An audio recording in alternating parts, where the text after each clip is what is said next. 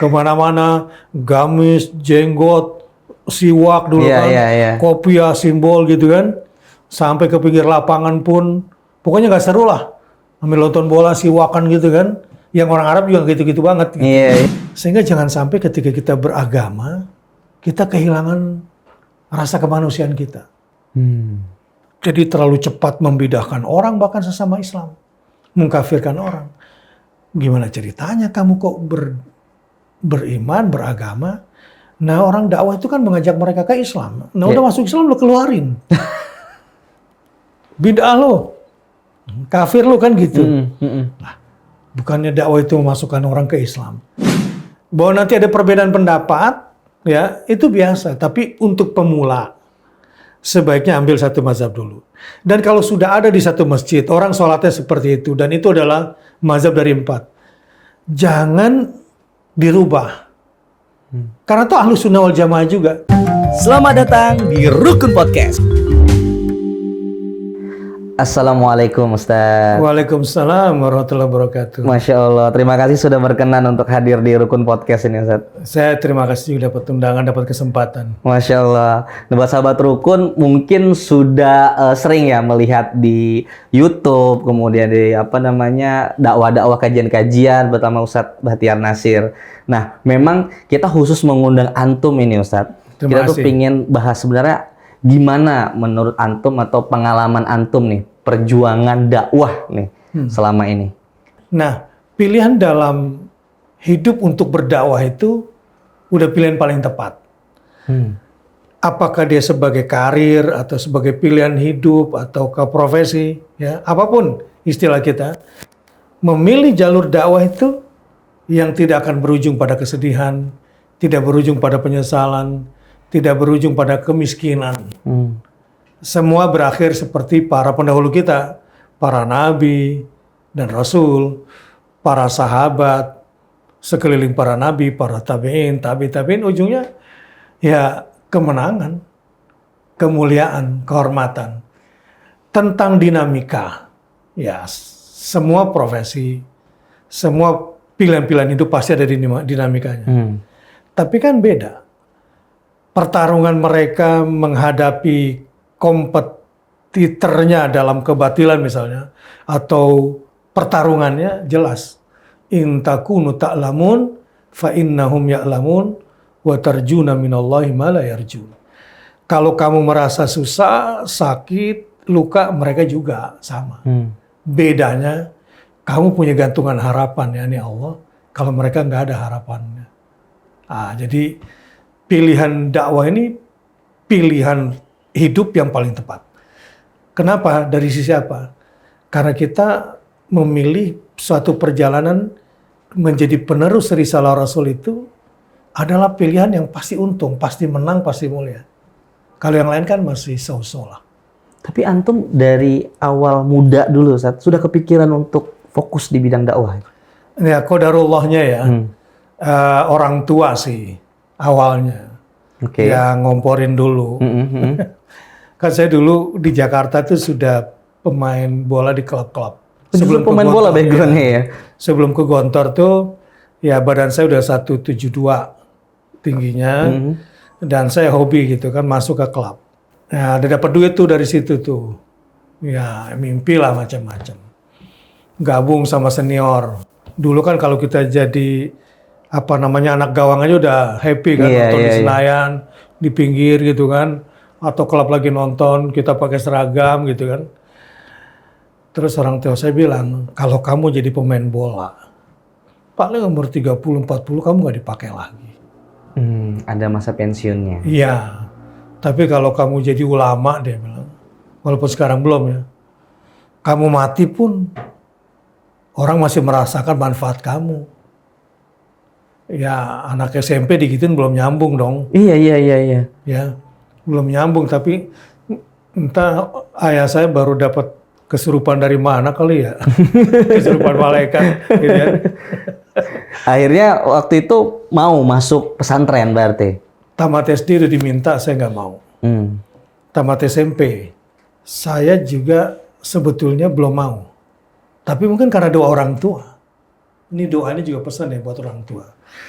Dan doa orang tua kepada anaknya tergantung juga bersih dan tidak bersihnya anak kan. Harus connect kan gitu. Ini ceritanya nih. Bahwa kita sukses itu nggak sendiri. Pasti karena ada orang hebat di belakang kita. Yeah. Kita menjadi kuat juga nggak sendiri gitu maksudnya. Nah kita menjadi somebody juga pasti ada yang membantu kita.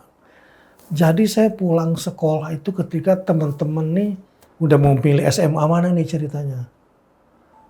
Saya ingat banget pulang tuh naik sepeda, BMX zaman dulu kan asik tuh. Saya pakai buat apa namanya crossing juga di lapangan untuk motocross. Ya berarti sekitar tahun 79-an lah ya. Nah udah gitu saya hobi tuh. Pulang sekolah, biasanya habis sholat, main tuh. Di lapangan motocross kan saya pakai buat sepeda gitu. Nah, ketika harus milih teman-teman lu sekolah di mana ntar? Ada yang pilih SMA apa STM gitu kan. Bapak gue maunya pesantren gimana nih gitu. Sampai hari saya pulang ada satu buku tuh, buku Imam Ghazali tentang Ihya Ulumuddin. Keren kali ya anak SMP baca buku tebal dulu kan 1 jilid tuh. Yang summary-nya. Saya ambil buku itu. Kalau saya baca itu kan pertama bab ilmu tuh. Hari ini saya baca, saya paham antara paham gak paham. Tapi kepikiran gitu, besok ambil lagi. Bab ilmu lagi yang saya baca. Kan hadis-hadis semua di situ dan doktrin Imam Ghazali kan. Di antaranya tentang doktrin untungnya jadi orang berilmu dengan orang yang berharta. Ya kan? Ada 2 orang tamak di dunia ini kan yang gak pernah puas. Orang pencari ilmu dan pencari harta. Itu maka tadi saya bilang ujungnya itu pencari harta kesedihan ujungnya. Berarti artinya dari muda tuh sudah tertarik filosofis ya? Iya. Karena bacaannya Imam Al-Ghazali berarti. Kejebak pula, padahal nggak banyak juga buku bapak saya. Iya. Cuma cari mana yang paling tebal gitu. Yang paling keren bab ilmu itu. Saya nggak tahu 7 hari kah, 10 hari kah. Saya baca buku itu tuh di depan rumah dalam keadaan buka baju habis main sepeda. Itu aja yang saya baca. Qadarullah nggak pindah-pindah babnya. Babnya sampai itu terus berulang-ulang. Karena saya tertarik gitu. Yang membuat saya tertarik kayaknya selama SMP gue nggak nuntut ilmu deh kalau berdasarkan ini nih. Gitu kan. Itu masuk pesantren deh. Gitu ceritanya. Artinya kan secara tidak langsung kan jalur antum ini kan sudah terarah bagus ini Ustaz. Yang awalnya dari ingin sepak bola, kemudian akhirnya tertarik dengan memperdalam gitu kan masalah keagamaan, pesantren dan akhirnya ke Madinah gitu. Sempat terpikir nggak Ustaz, apakah ini profesi yang memang harus saya jalani untuk dakwah atau memang tetap teguh nih? Goyah atau tidak lah ibaratnya. Pernah. Yang namanya pencarian hidup kan juga selalu ada pilihan-pilihan kan, apalagi dakwah bil hal. Semuanya juga kan kita kan kalau alumni KM itu tekanannya menjadi guru kan. Kan guru banyak, guru bangsa gitu kan. Guru bisnis, macam-macam lah gitu. Sempat ada pilihan lain dalam hidup dan sempat saya coba masuki sebagai sebuah petualangan gitu ya. Dan ke dunia praktis gitu. Cuma ya itu tadi. Tidak seindah dunia dakwah. Kepastian-kepastian yang kita peroleh ya kalau kita berpikir jauh tuh kita nanti juga bakal tua tentang apa namanya active income, passive income, kemudian sampai nanti di dalam kubur kayak gimana atau setelah saya tua gimana anak saya. Nah teringatlah kembali doktrin-doktrin itu dari Trimurti bahwa orang besar bagi saya adalah santri saya yang mau pulang ke kampung walau hanya mengajar di langgar, walau hanya dengan lampu templok kan gitu. Dan itu saya alami gitu. Saya sadari betul waktu saya ditugaskan mengabdi di Madiun itu, pesantren Dolopo itu. Itu sujud, cari tempat sujud itu susah karena kan masih butuh koral semua gitu. Gitu. Awal-awal dan pertarungannya sama Madiun kan keras PKI-nya dulu. Iya. Oh itu masih ini ya, apa namanya, masih dapat nuansanya di tahun 79. Tantangan-tantangan itu kita lakukan dakwah, kemudian mau diserang pesantren saat itu. Kan baru berdiri juga. Iya. Nah itu.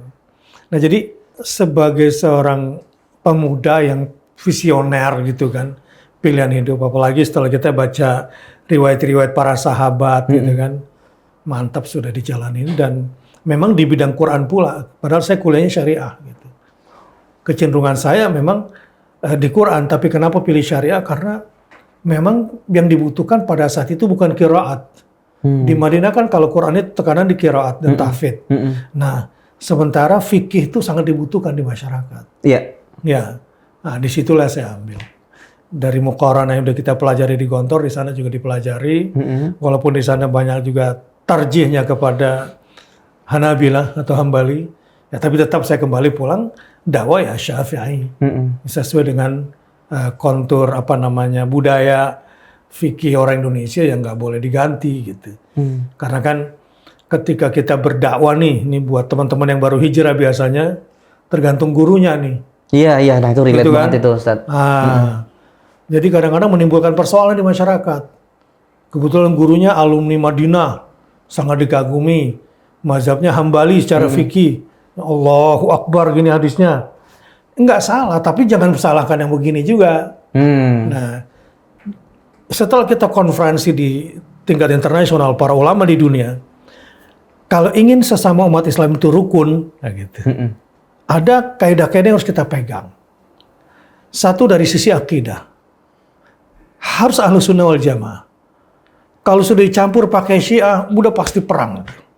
Nggak bisa itu. Nah, cuma kan Syiah itu biasanya ya menyelinap. Tidak terlihat lah. Tidak terlihat, nanti baru menghantam sahabat lah. Ya, terutama Abu Bakar, Umar. Doanya saja melaknat Aisyah. Kan gitu. Bagaimana akan damai gitu. Sudahlah, Anda di Iran, Ahlus Sunnah nih di dunia Ahlus Sunnah. Itu sepakat tuh dulu ulama di dunia.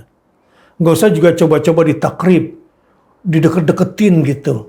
Artinya memang tidak akan bisa, ini kan selalu ada narasi ya, Iya. terutama di Indonesia juga ada perbedaan pendapat bahwasannya narasi kerukunan, kemudian ibaratnya masing-masing beribadah. Tapi itu kalau secara pandangan antum internasional memang tidak akan bisa disatukan.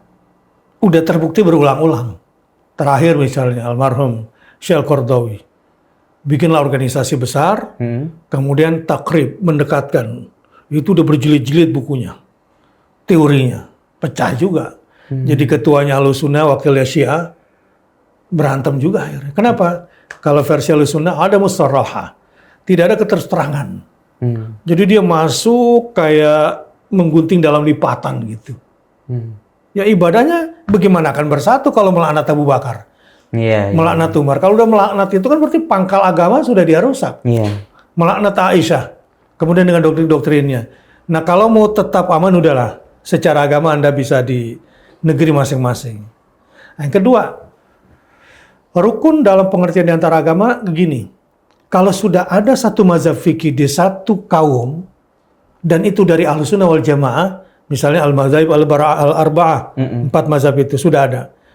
Ya, gunakanlah. Apakah di situ Hanafi, apakah Maliki, apakah Syafi'i, atau Hambali, atau Anda mau pakai Al-Zahiri, mau pakai apa lagi silahkan. Tapi kalau sudah ada yang tersebar di situ, kita sepakati ya, jangan diganti. Sering kan jadi terjadi di lapangan nih. Ya yang baru hijrah, karena gurunya keren gitu kan, langsung Allahu Akbar gitu. Tapi nggak tahu secara basicnya apa pengertian dan kenapa seperti itu. Iya, kan ada hadisnya memang. Ini sahih. Sahih, tapi kan masyarakat sekitar yang nggak paham, ini agama apa lagi nih? Mau cabela nggak nih? Itu boleh dibawa perbedaan mazhab itu. Kalau antum kan di Gontor nih, udah belajar ya dari Bidayatul Mujtahid. Perbandingan udah jelas gitu kan. Nah kalau untuk yang sudah bisa menerima, oke, nggak ada masalah kan. Walaupun di Gontor Syafi'i juga yang dipakai kan, tetap harus memilih gitu. Karena mayoritas Indonesia. Nah, bukan cuma itu. Untuk menguasai fikih dari awal, tidak boleh langsung muqaran, pusing anak-anak. Harus memilih satu mazhab dulu. Biar nggak bingung. Yang awam harus kuasai dulu sampai fikihnya, qawaidnya, usulnya. Karena istinbat, istidlal, kan merujuk nanti kepada kaidah awal. Ya. Kesimpulan-kesimpulan hukum itu rujukan kemana? Nah ini teman-teman yang bawa fikih ini, rujukan usul fikihnya, Qawaid fikihnya kembali kepada imam yang berbeda, maka seringkali ya menuduh lah. Ya, Kalau fenomena sekarang yang Ustadz lihat seperti apa, Ustadz? Karena memang kalau di media sosial, terutama anak muda nih, cenderung memang suka banget sama pembahasan fikih. iya. Tapi lagi-lagi pembahasan fikih ini menjadi liar dalam tanda kutip tanpa ada istimbat arti kesimpulan dan bisa ditafsirkan masing-masing gitu loh. Ustadz. Iya. Itu tadi, fikih itu bagi pemula sebaiknya ambil satu mazhab dulu. Jangan langsung bebas mazhab. Nah itu tadi, ya pokoknya Quran, Sunnah. Lah memang Imam Syafi'i nggak pakai Quran, Sunnah. Lu dibanding Imam Syafi'i, bahkan guru lu. Iya. Terlalu jauh lah dibanding sama Imam Syafi'i. Gitu kan? Kira-kira seperti itu. Ilmu hadis lu dibanding ilmu Imam Syafi'i. Terlalu jauh lah. Bahkan guru kamu, syekh kamu pun terlalu jauh dibanding Imam Syafi'i. Bahwa nanti ada perbedaan pendapat, ya itu biasa. Tapi untuk pemula, sebaiknya ambil satu mazhab dulu. Dan kalau sudah ada di satu masjid, orang sholatnya seperti itu, dan itu adalah mazhab dari 4, jangan dirubah. Karena itu ahlu sunnah wal jamaah juga. Karena ini pasti akan menimbulkan pertentangan. Tapi kalau kamu ingin memberikan pendidikan kepada masyarakat, kasih ilmunya dulu, gitu kan, supaya oh ini ada dalilnya toh, gitu ya, ini ada rujukannya, oh ini imamnya juga kayak Imam Hambali kan belajar fikihnya sama Imam Syafi'i, Imam Syafi'i belajar hadis dari Imam Hambali, jadi ketemu tuh sebetulnya. Cuma di bawah ini kan suka ribut, Iya. nah gitu gara-gara ketidakfahaman sampai ke tingkat usul. Nah itu. Nah, kalau menurut Antum, masyarakat siap nggak dengan perbedaan itu sekarang? Karena kan yang terjadi adalah memang mayoritas Syafi'i untuk mempelajari mengikutilah bagaimana Imam Syafi'i beribadah dan sebagainya, itu pun masih belum secara total, namun harus mengenal kepada mazhab yang lainnya. Sebelum era media sosial sih sebetulnya nggak terlalu masalah. Masalah ini setelah ada begitu gampang akses informasi, cari ilmu-ilmu dari mana-mana tanpa disesuaikan dengan kondisi sosialnya secara konteks. Ini aja sih persoalannya. Kalau dulu kan dari guru ke guru gitu kan bersanad ilmu itu. Iya. Nah sekarang ini kan nggak pakai sanad-sanatan. Sanad Mbah Google ya. Laulal isnad, ya, laqala man sya' ma sya'. Nggak boleh itu. Seandainya tidak ada ilmu sanad, pastilah seseorang yang nggak pernah ilmu ngomong asal dia mau ngomong. Ini dalilnya. Gitu. Padahal untuk sebuah dalil itu Quran dengan Quran, Quran dengan hadis, Quran dengan asar, Quran dengan pendapat para ulama itu kan juga ada kaidah-kaidahnya. Iya. Nah ini Ustadz Google ini ya main kutip sembarangan lalu jebret gitu kan. Menafsirkan sendiri lagi ya, tambah cocok ya. Nah itu biasanya terjadi konflik di situ. Yang kedua, ini tiba-tiba langsung browsing belum paham muqaranatul madzhab, ilmu perbandingan mazhab. Jangankan perbandingan mazhab nih ya, yang paling usul perbandingan agama. Teman-teman saya dulu belajar ilmu perbandingan agama. Harusnya kan diketahui dulu apa tujuan belajar ilmu perbandingan agama. Tujuannya adalah supaya kita tambah yakin akan kebenaran Islam, akan akidah Islam. Ini setelah belajar perbandingan agama, malah kagak sholat. Nah teman-teman nih dulu nih, di satu kampus. Jadi kayak menemukan pemikiran baru atau filsafat baru. Jadi koslet. Gitu. Jadi dari awal mungkin gak dapat pengantar nih. Mungkin waktu pelajaran pengantar perbandingan agama dia kagak hadir. Jadi justru ditelan semua agama. Umar bin Khattab pernah satu hari baca Taurat. Ya malah Rasul. Buat apa baca itu? Saya pengen tahu apa. Kalau pengen tahu, semua yang ada di Quran itu sudah ada semua. Bahkan berikut jawabannya. Dan substitute-nya gantinya. Jadi nggak perlu lagi baca ini. Gitu. Nggak perlu lagi baca Bible. Demi perbandingan agama. Gitu. Nah, menurut Antum gimana, Ustaz?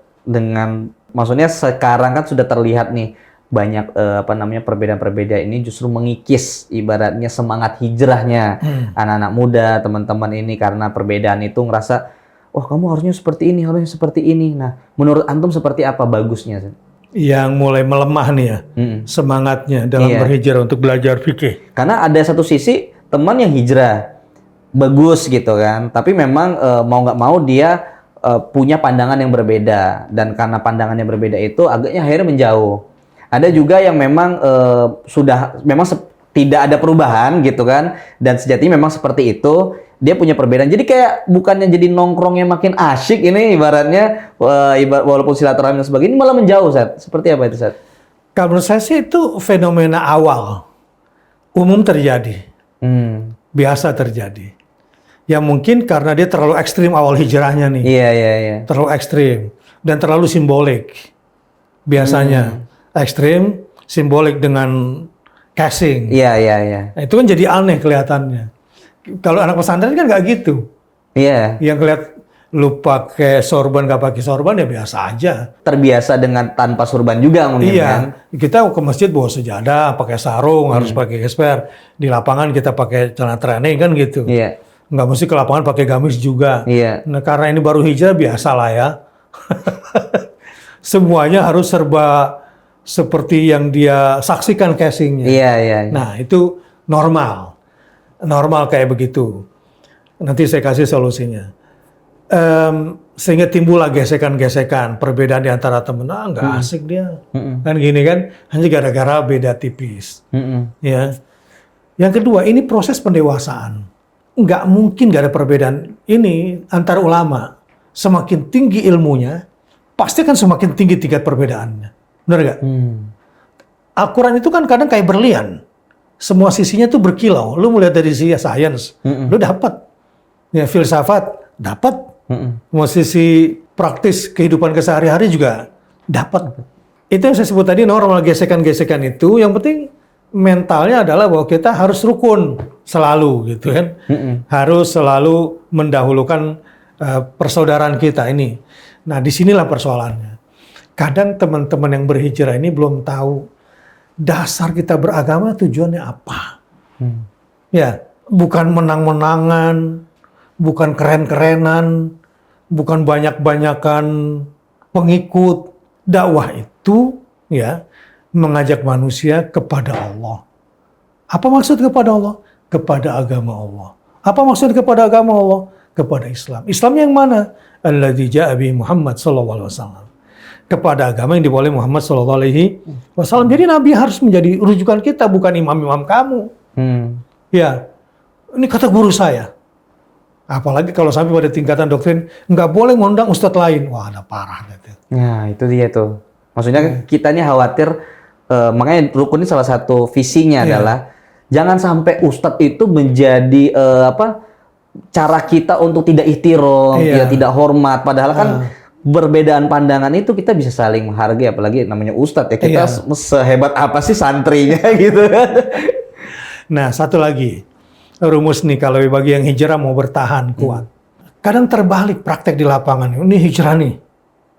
Mulainya dari apa? Menjalankan perintah sebanyak-banyaknya. Tapi meninggalkan larangan secara gradual. Di sini banyak yang salah. Contoh gini. Apalagi nih perintah Allah. Ustadz, apa hadisnya Ustadz? Apa fikihnya Ustadz? Jadi fokus menjalani perintah. Giliran meninggalkan larangan, sifatnya evolutif. Tapi kalau menjalankan perintah revolusi, gitu ya? Salah. Bagusnya gimana, Ustaz? Wa ma'atakum ar-rasulu fakhuduhu wa ma nahakum anhu fantahu. Apa yang diperintahkan oleh Rasul kepadamu, laksanakan semampu kamu. Semampu. Fattaqullaha mastata'tum. Oke, malam ini tahajud. Berapa latihannya? 2 rakaat. Gak apa-apa, penting sholat. Jangan sampai nggak sholat. Witir doang, pokoknya lu sholat malam. Tidur. Jangan mendadak hijrah hari ini. Tiba-tiba 8 rakaat gitu ya tahajud ya. Langsung muhasabah dulu gitu kan. Iya. Kayak di pelatihan gitu kan. Akhirnya 2 hari, 3 hari jalan. Libur 2 tahun. Dadak tuh. Kemana-mana, gamis, jenggot, siwak dulu kan. Kopiah, simbol gitu kan. Sampai ke pinggir lapangan pun, pokoknya nggak seru lah. Ambil nonton bola, siwakan gitu kan. Yang orang Arab juga gitu-gitu banget. Gitu. Iya. Ya, sibuknya ngurusin jenggot terus gini kan. Iya. Gitu. Karena semua perintah dijalankan. Nah, giliran meninggalkan larangan, misalnya ninggalin rokok nih mohon maaf ya. Satu bungkus, tinggalin satu-satu. Ya. Yang mestinya tinggalkan sekaligus, ninggalin satu-satu. Enggak, pas nanti sebungkus ini udah hampir habis, ya dari awal lagi biasanya dia. Gara-gara salah. Kalau yang dilarang, tinggalkan secara total. Nggak ada yang namanya dulu tuh meninggalkannya secara gradual. Enggak. Walaupun ayat pelarangan khamar, itu nanti setelah hijrah kan. Dulu belum dilarang, bukan berarti gradual. Iya. Perintahnya yang gradual. Ya setelah umat ini kuat, baru dikasih larangan jebret gitu. Dan karena meninggalkan larangan itu harus total. Iya, pola pikirnya kan kepikirannya udah pelan-pelan, nanti namanya hijrah itu kan nggak langsung selesai gitu loh. Iya. Rasul juga dalam dakwanya ngelihat seseorang siapa Ustaz, ya Rasulullah. Saya nih nggak bisa ninggalkan minum khamar. Saya nggak bisa ninggalkan berzina. Pokoknya perintah apa saya mau, tapi saya nggak bisa ninggalin ini. Apa pesan kamu ya Rasulullah? Kan gitu. Udah buat kamu jangan bohong. Udah itu doang. Akhirnya dia sadar dibohongi diri sendiri terus kan. Dengan minum khamarnya, dengan berzinanya. Gitu kan. Sampai kemudian dia sadar. Karena dari komunikasi Rasulullah dengan dia ini juga spesifik. Ini orang sering membohongi diri. Sehingga muncul pertanyaannya seperti itu. Iya. Udah buat kamu jangan bohong. Bersyukur sekali berarti langsung ngadunya sama Nabi. Iya, dikasih pil yang tepat kan. Iya. Kepada yang satu lagi, jangan marah. Gitu kan. La taghdab. Jadi cukup sederhana itu aja sebenarnya masuk dalam konteks hijrah. Iya. Terkait dengan dosis orang itu mau dikasih apa dalam Iya. Jadi menjadi seorang orang yang berdakwah juga harus tahu psikologi madaunya. Ya, jangan main hajar gitu. Nah, cuma itu tadi kadang-kadang sudah mulai hijrah itu perintah dijalankan sebanyak mungkin tapi nggak fokus sama larangan. Harus seimbang. Menjalankan perintah itu gradual, berproses. Meninggalkan larangan harus total. Nah, kebanyakan terbalik. Ini nggak tahan nih. Iya, jadi nggak istiqomahnya ya, kurang konsisten ya. Nah, sama tertarik masalah Syiah nih Ustaz. Ini kan narasi Syiah ini kan di Indonesia ini kan kelihatan di media sosial, termasuk kemarin yang di Jawa Barat, di Bandung itu kan sempat tuh videonya beredar gitu kan. Pandangan antum seperti apa, Ustaz? Bagaimana melihat dari kita sisi untuk menjaga dan bagaimana melihat fenomena Syiah di Indonesia? Satu kata kunci, nggak mungkin ada takrib. Pendekatan Sunni sama Syiah nggak pernah ada. Meskipun secara sosial? Meskipun secara sosial. Ya, kalau sudah bawa akidah gitu. Iya. Gitu. Karena ini sangat-sangat terkait selain dengan ideologi juga masalah politik. Dan penyebaran. Gitu. Katakanlah sekarang Saudi sama Iran sudah bersatu. Tapi ada batasan-batasan. Ini cuma sekedar ya dari konflik regional yang selama ini dijadikan sebagai sarana Barat untuk memecah belah Islam supaya perang satu-satu, supaya Saudi berlangganan sama senjatanya Amerika. Nah, Iran juga kemudian dikuatin untuk ngancam-ngancam ini gitu. Kan itu udah permainan lama yang kita juga sadari. Tapi kita di dalam juga mesti paham bahwa ada jurang pemisah yang nggak pernah bisa ketemu. Misalnya, mau nggak Anda tidak menghina sahabat? Iya. Nah, itu bagian dari akidah dia. Ya. Berimam kepada imam yang 12 misalnya. Itu kan jauh bertentangan. Apalagi mereka nggak akan pernah bisa menerima hadis Bukhari yang benar. Hadis Sahih Bukhari yang merupakan rujukan kita setelah Quran. Itu ya yang diambil yang setuju. Yang nggak setuju ya itu terutama dalam bidang akidah gitu. Jadi kesimpulan para ulama sudahlah. Kita berada di alam yang berbeda, kita bertemu di yang mungkin kita untuk bisa ketemu, ya bisnis sebagaimana kita juga sama Yahudi, sama non-Muslim. Fenomenanya justru kayaknya di Indonesia malah makin besar gitu loh, Ustaz. Itulah pemaksaan tadi, karena Syiah juga memaksakan.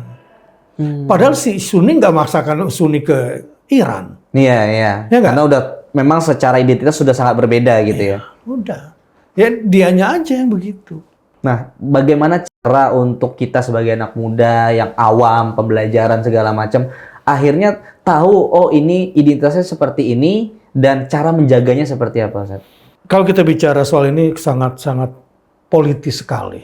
Ya, karena kan tahu-tahu nanti ketika di Google gitu kan, cara belajar sholat misalnya, namanya di Google muncul. Tahu ternyata websitenya website Syiah misalnya kan, kita tidak ada ajaran. Bahkan sekarang tuh ada namanya Wiki Syiah, Ustaz. Iya. Itu ternyata di di web di informasi yang di digital kita merasakan sangat mudah akses dalam terkait belajar. Tapi kalau kita tidak telusuri dari mana aksesnya, itu cenderung bahaya karena kan doktrin, kemudian pembelajarannya fokusnya kemana gitu. Dan awalnya memancing sangat enak karena logik. Anak muda tuh suka gitu dengan pendekatan-pendekatan itu. Sampai akhirnya nanti baru masuk ke wilayah-wilayah ya imamah misalnya, ke wilayah-wilayah ibadah nanti masuknya. Ya sampai apalagi kalau sudah tawaran ke mut'ah gitu. Mut'ah itu seperti apa? Kawin kontrak. Itu dihalalkan kalau di sini. Ya, tentu dengan berjenjang di antara mereka. Tentu fasilitas terbesar di kalangan petinggi lah ya. Untuk petinggi ada lagi itu privilege-nya. Nah intinya begini, kita nggak bisa main-main dalam hal akidah, dalam hal ibadah. Ini pentingnya ketika kita mencari ilmu tuh pakai guru. Kalau nggak ingin terperosok, ya ke Mbak Google itu. Buat orang-orang yang seperti antum udah punya dasar kan enak. Masuk ke Google itu, wah ini yang sahih, ini yang tidak sahih. Nah, apalagi kalau sekarang kan enak.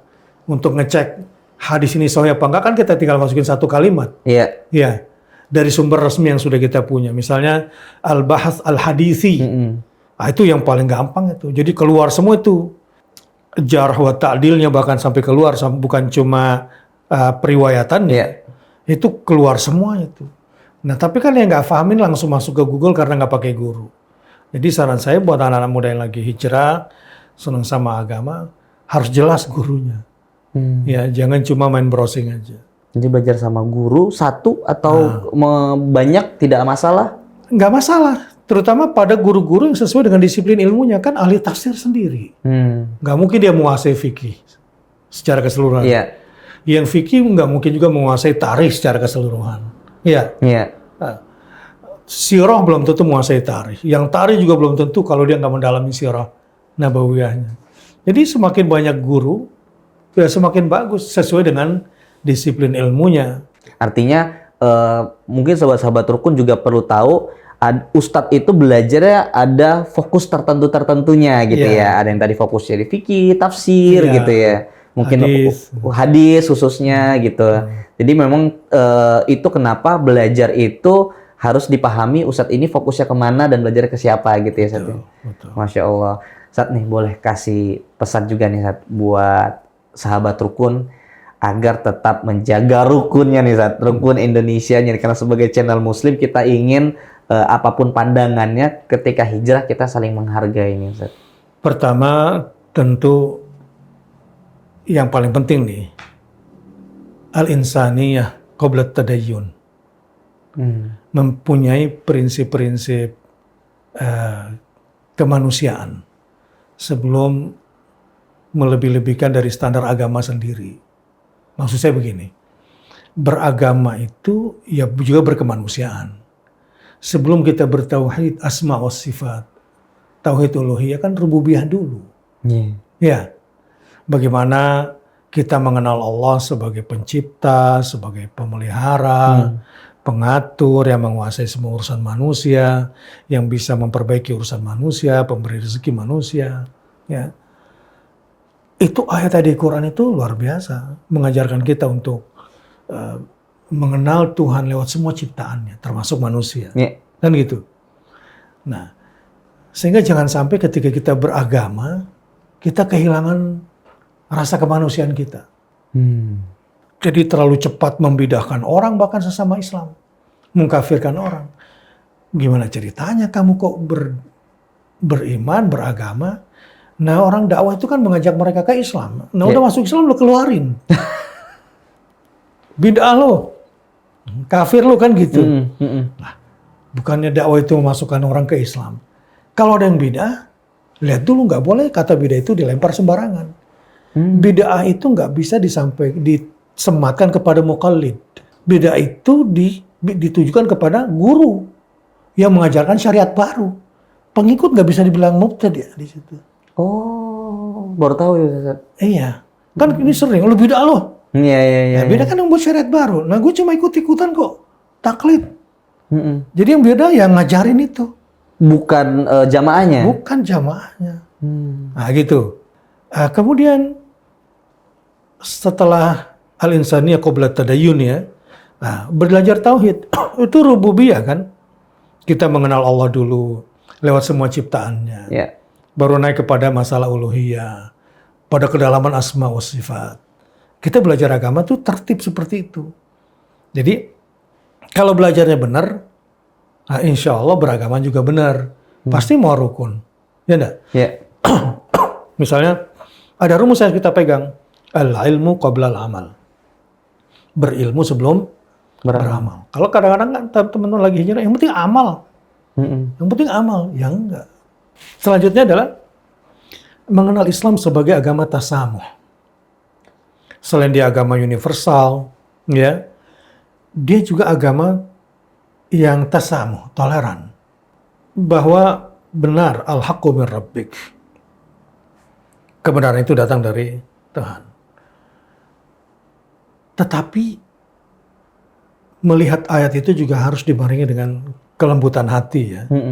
Ya, perlu sering tazkiyatun nafas. Sebab ayat itu kalau dilihat oleh orang yang hatinya keras, ya beda lagi nanti keluarannya. Iya, benar. Ya. Nah, karenanya itulah tahapan-tahapannya ya. Nah, terutama diingat juga nanti ketika mulai praktek, strateginya kalau enggak ingin jadi orang yang gagal hijrah. Kan ada nih, awalnya kasihnya keren banget, tahun depan lu balik lagi. Gara-gara salah. Ya, total lah meninggalkan larangan, tetapi berproseslah menjalankan perintah. Karena agama kan gitu, fattaqullaha mastata'tum. Bertakwalah kamu semampu kamu. Dan keren sih kalau anak-anak muda sekarang cita-cita tertingginya menjadi penerus risalah Rasulullah. Masya Allah. Insya Allah rukun semuanya. Masya Allah, keren nih pesannya nih. Syukron Ustadz sudah berkenan untuk sharing bersama Sahabat Rukun. Semoga ini bisa menjadi kebermanfaatan buat Sahabat Rukun, tentunya bagi yang mau hijrah. Dan kerukunan di Rukun Indonesia, kita bermasyarakat dan kita sebagai seorang muslim bisa menjadi contoh ya, lewat akhlak. Kemudian kita tadi poinnya jelas, kalau mau beribadah peningkatan itu secara berproses gitu kan. Namun kalau pingin meninggalkan sesuatu itu total gitu. Makasih banyak Ustadz dan Sahabat Rukun, jangan lupa untuk di-subscribe, like, komen, dan di-share agar kita semakin semangat untuk mengundang narasumber-narasumber pilihan kita, cerdas dan tentunya mau berpikir. Syukran Sahabat Rukun, Ustadz. Assalamualaikum warahmatullahi wabarakatuh. Waalaikumsalam warahmatullahi wabarakatuh. Selamat datang di Rukun Podcast.